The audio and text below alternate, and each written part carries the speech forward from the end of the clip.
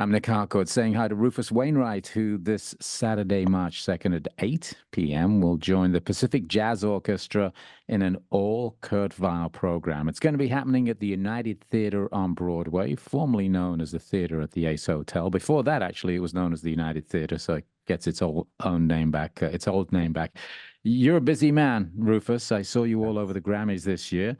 Yes. You've got shows galore going on all around the place. Nice to see you. How are Yes, you? good. You too. I'm good. I'm good. I mean I'm happy we get this rain in LA now, but I've been in London for the last month doing my musical opening night, and I was hoping to come back to some sun and whatever, but I'm happy to be home nonetheless. Tell us a little bit about your musical in London, and then let's catch up on Yeah. the No, show in LA.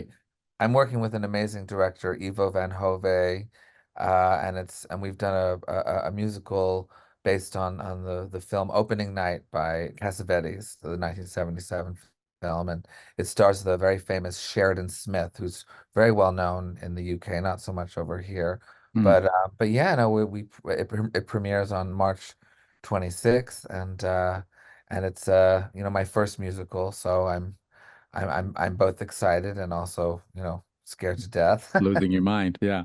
Yeah, but so it's good to come back and as I said, I'm here. I'm in LA to do this Kurt Weill show at the United Theater, and yeah, and it's certainly musical related because his songs are all theater songs, so it's good to be. I'm in that realm, shall we say? Yeah, you're in the middle of a lot of stuff. I know that you've got the BBC Scottish Symphony Orchestra in a week or so as well in Yes, Glasgow. You're yes, doing Want yes, uh, and Want to, I yes, guess. yeah. And then you've got another tour, which seems to be like a smaller tour as well, that's going to be Yeah, going well, on. And that's my bread and butter. I at heart, when you boil it down, however you look at it, I am a troubadour, and so I have to do these solo shows to really kind of pay the bills. yeah, and I see that that brings you to Southern California Yes, at the Belly Up on yes, I love the April belly up. Yeah. Oh, 27th. Okay, so let's talk about Kurt Weill yes, and your love of Kurt Weill's music. I yes, know it yes, goes back a long way. yeah, yeah. No, I discovered the Three Penny Opera, and it was mostly through an album that I bought when in my teens, which was a Lotta Lenya album, and it's her singing all the both the American songs and the German ones, and it's just I don't know. Part of it was I think that it had a great cover. It's just this. I don't know if you've seen it. It's a famous picture of Lotte Lenya smoking a cigarette. Black and Mm. white picture, and I just was instantly enthralled by the vision of this woman who was not beautiful by any means, but had this magnetism and had this sort of grit to her. And then when you hear the recordings, it kind of reinforces that, and then the songs and it just started this, avalanche of discovery with Kurt Weill and his incredible life, which was also incredibly short. He died at 50 about. So it's now I'm that age. So it's great to be, paying homage to him. Now, last year you tried out an all Kurt Weill program at Cafe Carlyle in New York City. You did Yes. 5 nights. What did you learn from that run? And can you tell us about the program that Yeah. you've put Well, together with Chris Walden and the Pacific Jazz Orchestra? yeah, I mean, this what I'm doing on Saturday on the first will is sort of an extension of what I did at the Carlisle. It's pretty much the same set, though we're going to amplify it or oomph it up with the orchestra.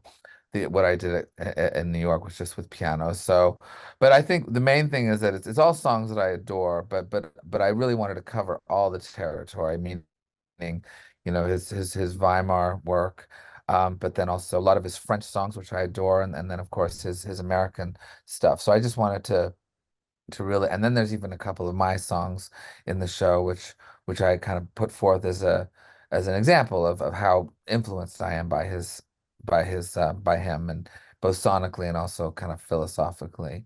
And yeah, so it's what's fascinating about it is that I really grew up and even to this day thought that, oh, everybody knew who Kurt Weill was, and that it was sort of a given, that he was just, he was like Gershwin or Cole Porter, but he has faded somewhat in prominence. Why do you think that is? Well, I think he's so sophisticated and so kind of unusual, and also, I don't know, very, yes, he had, arguably, what's funny is that, his two most famous songs, Mac the Knife and the Alabama song, which was made famous by the Doors, the Whiskey Bar song. Arguably, he has the two biggest hits of all of them. Those songs have come back, in many forms. But in general, I think his work it requires a kind of involvement and an engagement that is more questioning and more subtle and more kind of intellectual, I guess, and as well as being incredibly musical. So it's you got to work a little harder with him, which I love. You mentioned obviously him being a big influence on you, and the fact that Yeah. you're including some of your songs, some of your own songs in the set. In what way has he influenced you? Has Yeah. he influenced your writing, your Yes. performing, your lyrics, all of the above? I mean, all of the above. I think one of the main things, though, is that look, I what I've always related to most with him, and which I think is what keeps him in the kind of at least subconscious of the world, is his decadence. I mean, for me, he always represented this this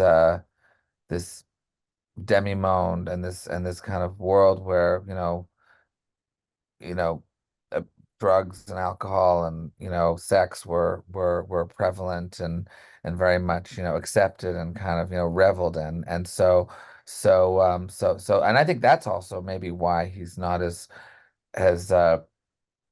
kind of mainstream, is because he always has a slightly dirty side to him. Hmm. Uh, Very dirty, actually. It's very sexual. So he's more rock and roll, and I remember, back in I guess it was in the 90s, when my dear friend, who's sadly no longer with us, Hal Wilner, did that great Kurt Weill um record with, Nick Cave and Marianne Faithfull and so forth, and that was such an impactful moment, and I think Kurt Weill is like that. Every 10 years or so, he kind of comes back, especially when the world is darker and more in trouble, which obviously, is the case right now. Yeah, yeah. Well, the world is a little dark right now, Yeah, but there'll yeah. there'll be a little light on Yes, on the stage with the yes, darkness. yes, there we go, there we go. It's going to be happening. Rufus Wainwright will be with the Pacific Jazz Orchestra in an all Kurt Weill program. It's happening at the United Theater on Broadway, formerly Theater at Ace Hotel, and it's Saturday, March 2nd at 8. Have a great time, and thanks for joining us to talk about it a little Thank bit. you, thank you, I'm excited. All right, mate. Cheers.